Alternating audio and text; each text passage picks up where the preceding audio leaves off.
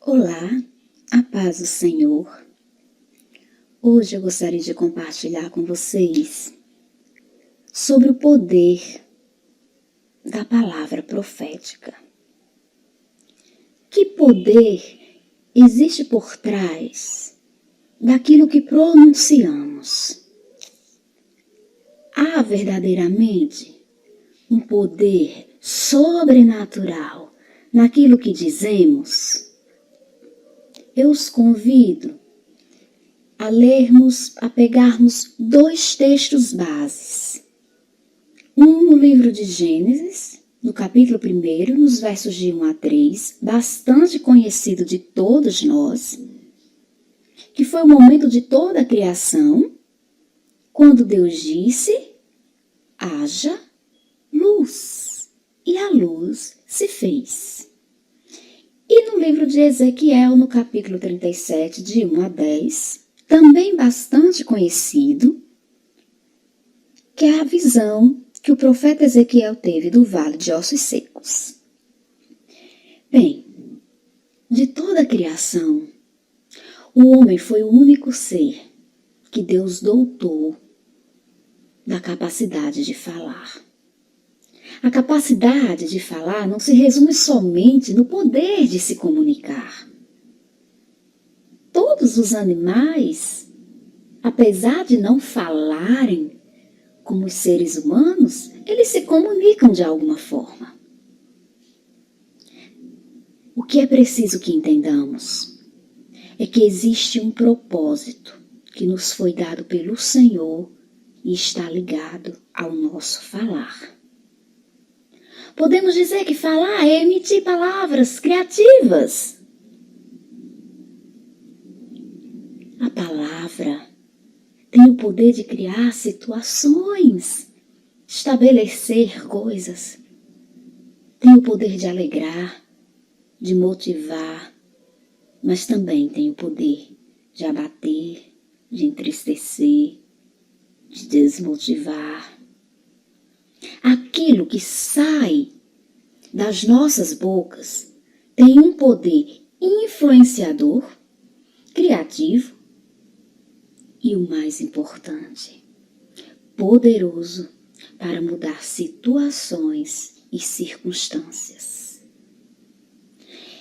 No livro de Provérbios, no capítulo 18, verso 21, há uma passagem bastante enfática com relação a isso, que diz assim: a morte e a vida estão no poder da língua. O que bem a utiliza, come do seu fruto. Aquilo que falamos não tem neutralidade no mundo espiritual. Precisamos entender que, além dessa atmosfera física a qual nós estamos inseridas, todos os seres humanos estão inseridos, existe uma atmosfera espiritual. E há coisas que nós falamos, verdade é que nem tudo que é dito alcança o mundo espiritual, mas aquela palavra que vem de dentro de você, seja para bem ou seja para o mal, ela alcança o mundo espiritual. Porque toda palavra não volta vazia. Independentemente para qual direção ela seja dada, ela produzirá algo. A Bíblia diz, em Hebreus, no capítulo 11, verso 3, que os mundos,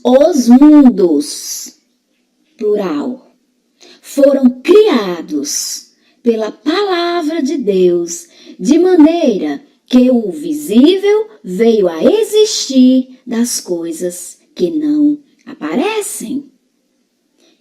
Em Romanos, no capítulo 4, verso 17, está escrito: por Pai de muitas nações te constituí, perante aquele no qual creu, o Deus que vivifica os mortos e chama à existência as coisas que não existem. Você sabia que você, pelo poder da sua palavra, pode chamar à existência as coisas que não existem. Tanto as coisas boas quanto as coisas más.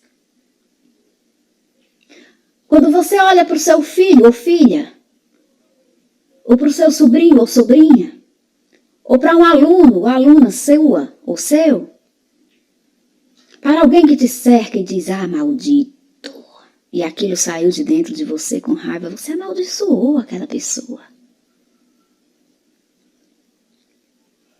Você olha e diz assim, ordinário, ordinária. Isso não vai dar para nada.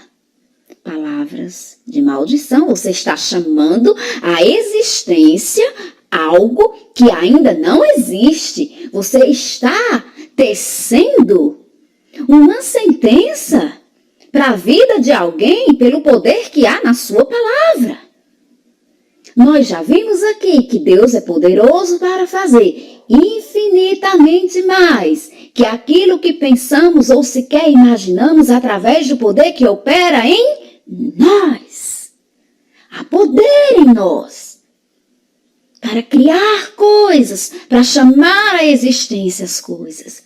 Da mesma forma, quando estamos em crise, se você abrir a sua boca e dizer com fé que aquilo vai passar e que você alcançará a vitória, isso significa que no mundo espiritual você já está projetando uma vitória que, apesar de não estar materializada no mundo físico, ela já está sendo tecida no mundo espiritual. O livro de Efésios, no capítulo 5, verso 1, diz assim: sede, pois, imitadores de Deus, como filhos amados. O nosso êxito é aprendermos a fazer as coisas como Deus faz e trabalhar como Ele trabalha. O método não deve ser o nosso, e sim o de Deus. Deus não trabalha pela ótica humana.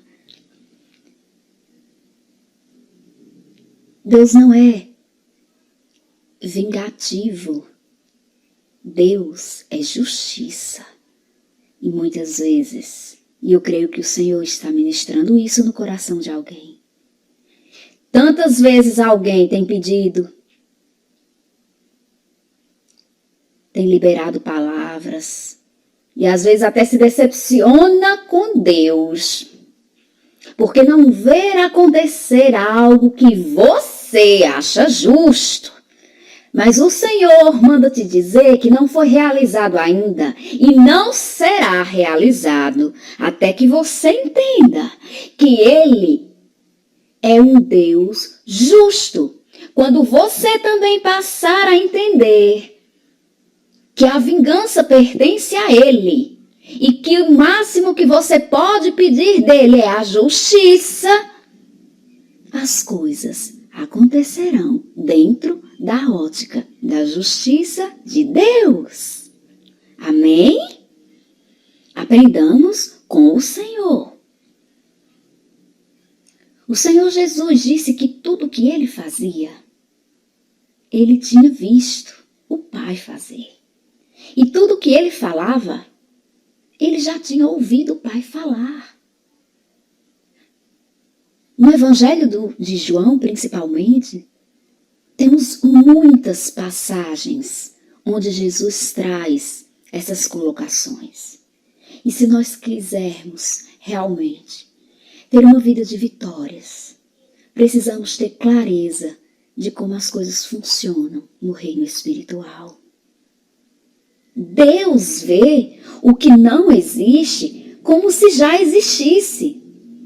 Todas as vezes que Deus liberou uma palavra sobre determinada situação, é porque Ele já havia percebido aquilo que iria falar ou liberar, antes mesmo de se tornar realidade.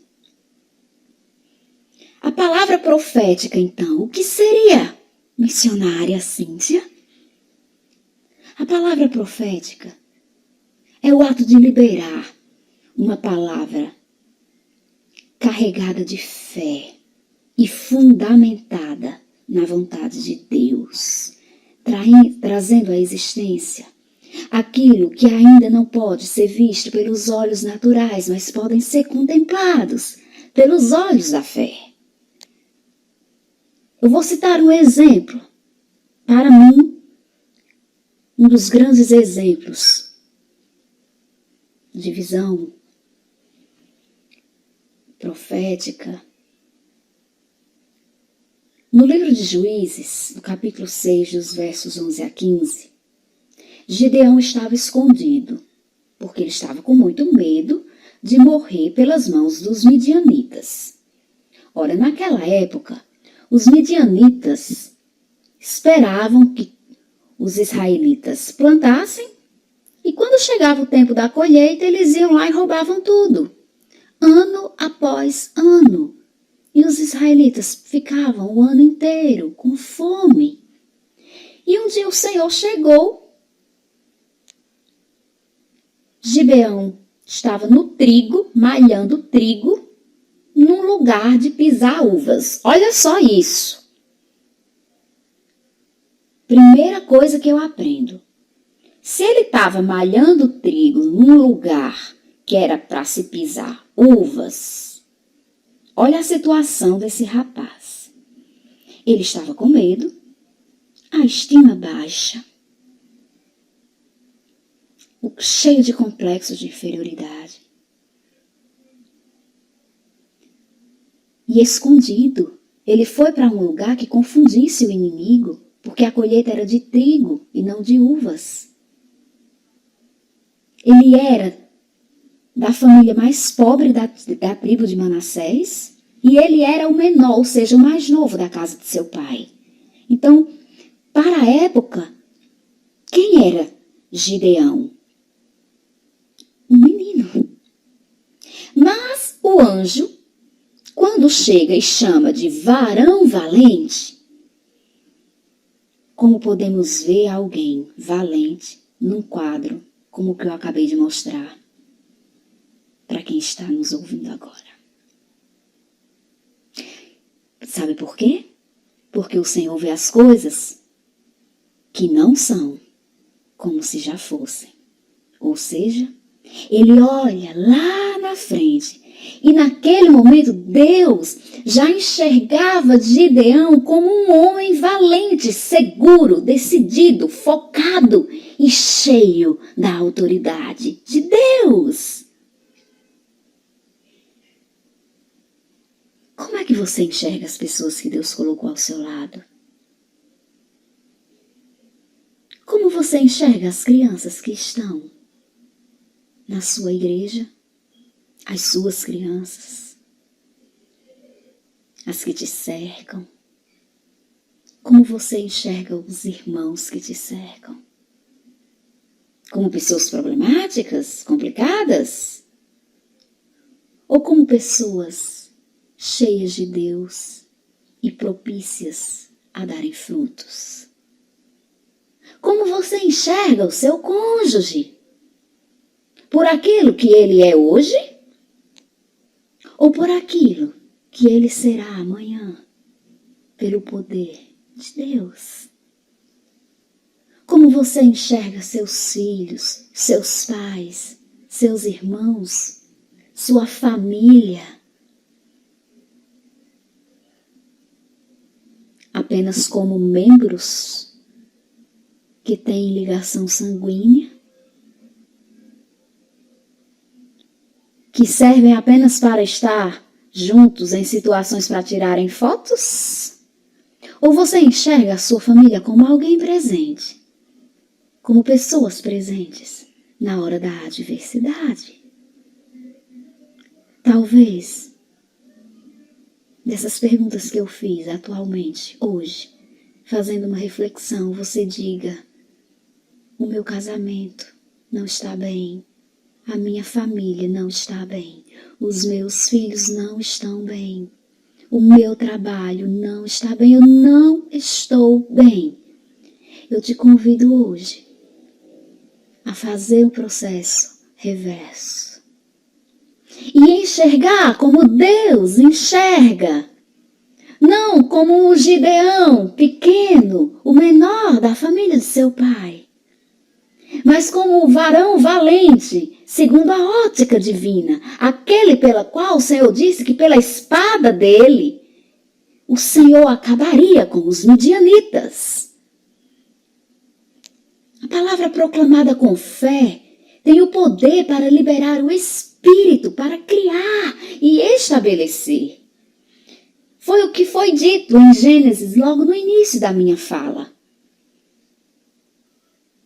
Antes de Deus liberar a palavra, ele já tinha visto em sua ótica divina e perfeita o mundo restaurado. E por isso ele liberou a palavra: haja, haja luz. A terra estava um caos, completa de trevas, mergulhada em trevas. Apenas o Espírito de Deus pairava sobre as águas, rodeava a face das águas. É assim que está escrito.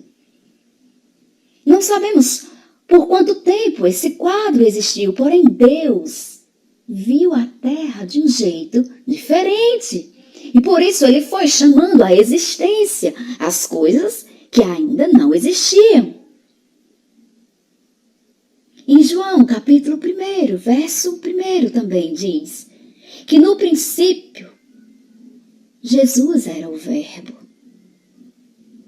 O Verbo é a palavra. Para mim, que sou professora de língua portuguesa, eu diria que verbo é uma palavra que pode expressar estado, ação ou fenômeno da natureza. E aqui, o verbo foi a palavra que deu ação ao sujeito. Existem verbos de ligação que liga o sujeito ao predicado.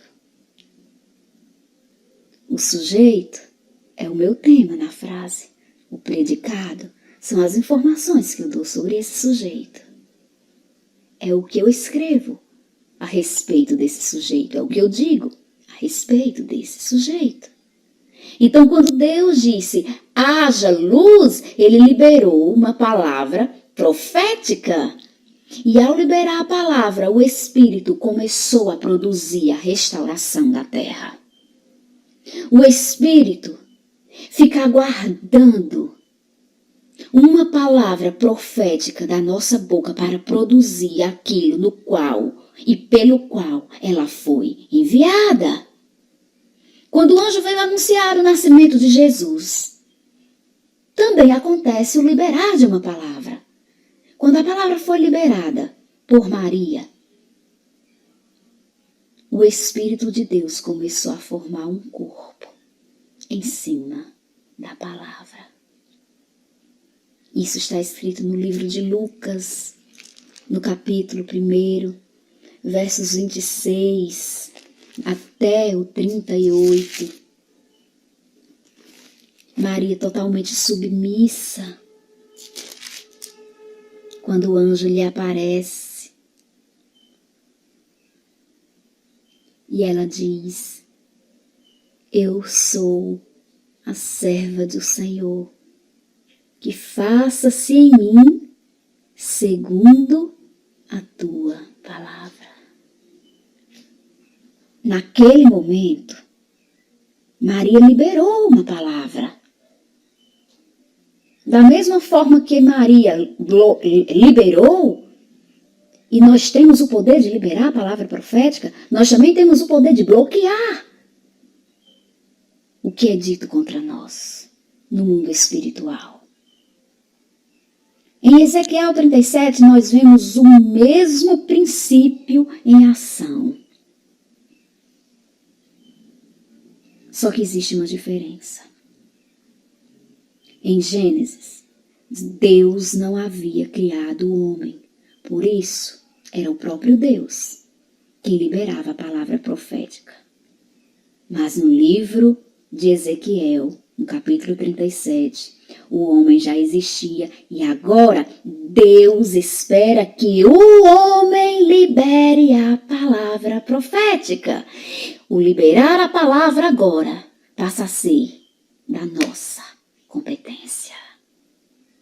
Deus quer fazer, Deus quer restaurar, porém Ele precisa da palavra que saia da nossa boca para que o Espírito traga à existência aquilo que não existe. O interessante é que em Ezequiel 37, no versículo 1, o texto diz que o Espírito do Senhor conduziu o profeta no meio de um vale cheio de ossos. E a Bíblia diz que os ossos estavam sequíssimos.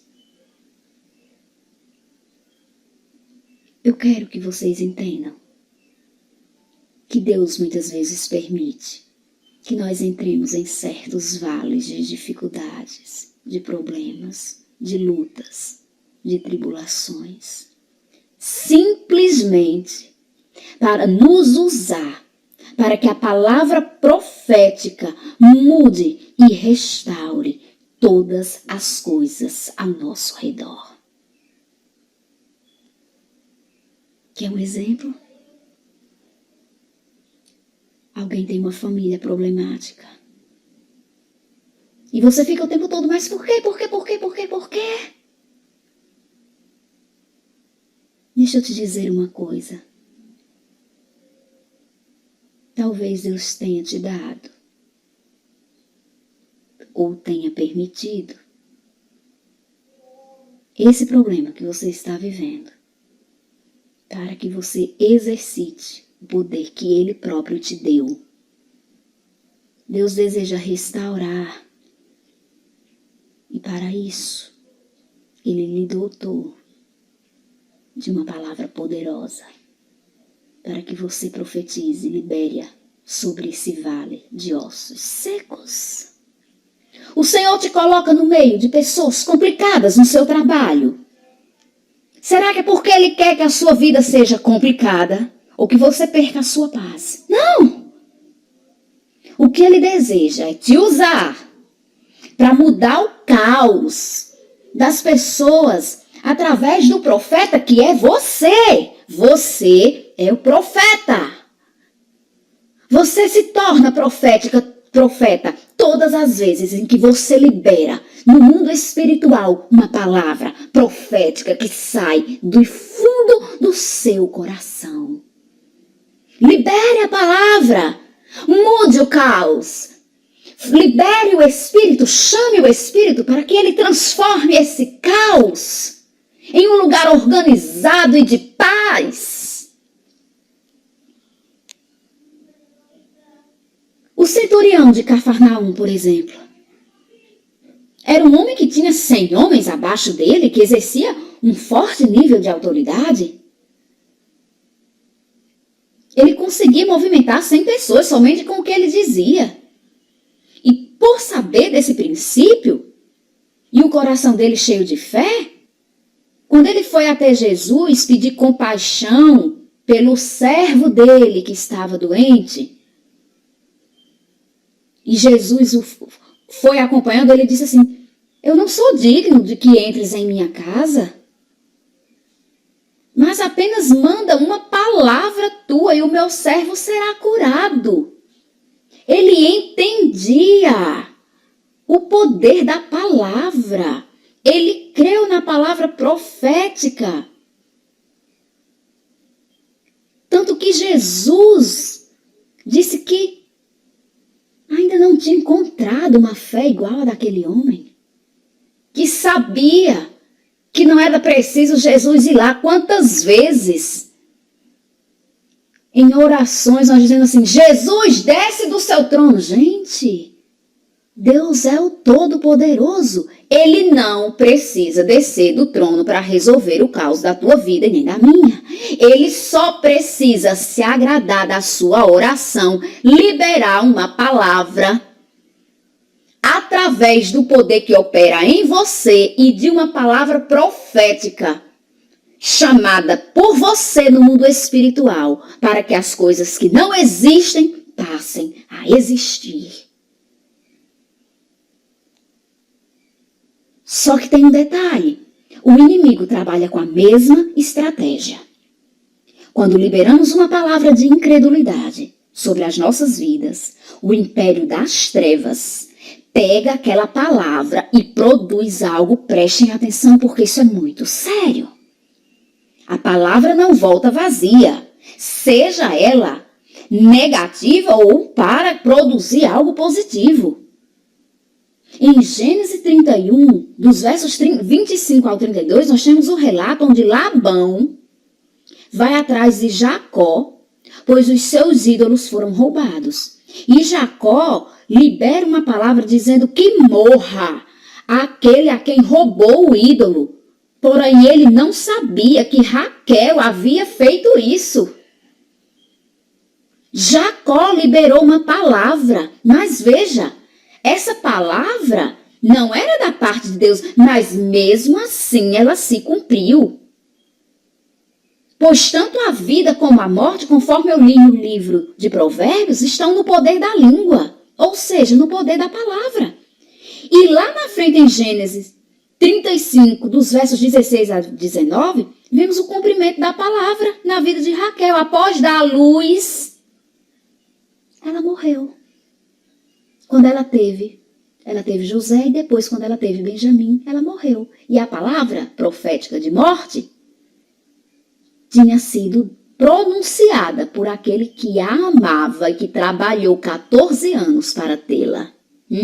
E aí? Ele não sabia que era Raquel, que tinha sido Raquel quem roubou os ídolos. Mas ele estava tão irado que a palavra saiu e alcançou o mundo espiritual. Muito cuidado com o que você diz. Quando Jacó disse que morra aquele que roubou o ídolo, tinha sido a sua amada. Porque ele estava sendo acusado injustamente. Tudo que você diz, declara sobre a sua vida, sobre as pessoas, tem um grande poder. Há poder em suas palavras. No final do texto de Ezequiel 37, se levanta um exército forte e poderoso. Só que Deus já havia visto aquele exército, já era a sua vontade, mas precisava de uma palavra liberada para que as coisas acontecessem.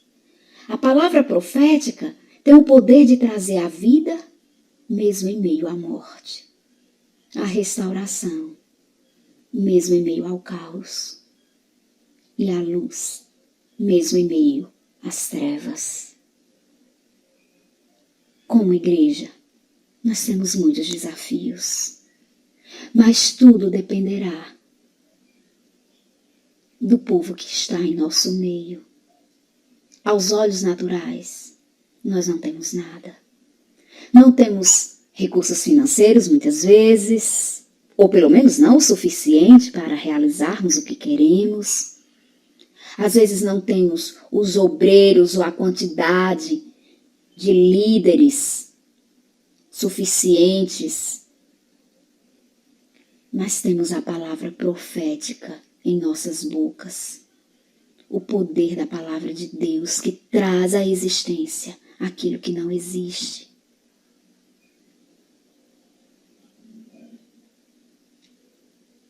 O exercício do poder de Deus na sua vida será do tamanho da tua fé. As coisas se realizarão na sua vida de acordo com a sua fé, e sem ela é impossível agradar a Deus. Deus diz hoje a cada um de nós: creia no poder da minha palavra. Profetiza sobre o vale. Profetizar é tarefa sua. Chamar à existência as coisas que ainda não existem. Sou eu quem faço. Que a graça e a paz do Senhor seja com todos vocês. Amém.